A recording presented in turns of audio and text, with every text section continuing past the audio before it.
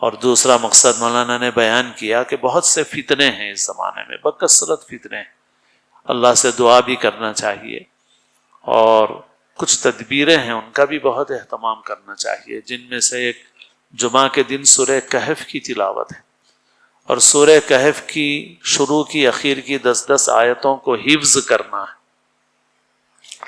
اور اسی طرح قرآن مجید کی تلاوت ہے پورے قرآن کی کہیں سے بھی، کیونکہ یہ بہت سے بزرگوں کا تجربہ رہا ہے کہ جو شخص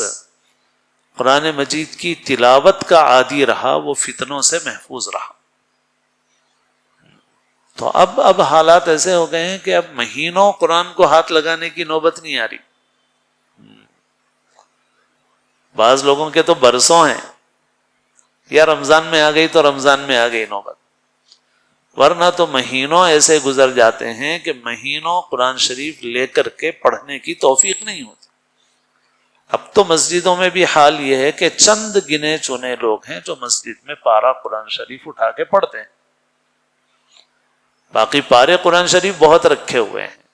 اور بے ادبی کا بھی ذریعہ بن گئے ہیں وہ،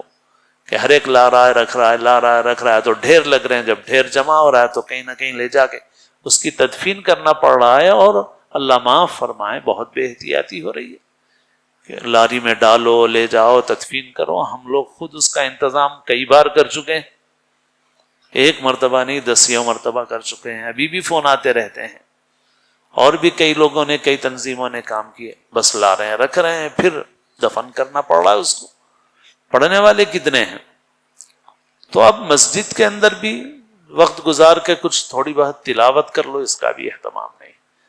تو تلاوت کی عادت ڈالیں۔ ہمارے حضرت قاری امیر حسن صاحب رحمۃ اللہ علیہ حضرت فرمایا کرتے تھے کہ کم سے کم 3 منٹ پڑھ لو، ایک صفحہ پڑھ لو کم از کم قرآن شریف۔ تلاوت قرآن مجید کا اہتمام یہ بہت کم ہو گیا ہے، تو تلاوت کا اہتمام ایک ایسی چیز ہے کہ جو قرآن شریف کی تلاوت کا اہتمام کرے گا انشاءاللہ فتنوں سے محفوظ رہے گا۔ اور بہت سے فتنے دین کی شکل میں ہیں اس وقت، تو جس میں ختم نبوت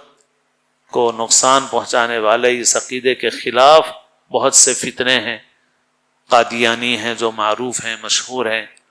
شکیل بن حنیف کا فتنہ ہے، اور طرح طرح کے اس طرح کے فتنے ہیں جو آ رہے ہیں روز بروز، لوگ ان کا شکار ہو رہے ہیں۔ تو لوگوں کو باخبر رہنا ہے تاکہ فتنوں سے محفوظ رہیں، ان کو پتہ چلے کہ بھئی کون سی چیز گمراہی کی ہے۔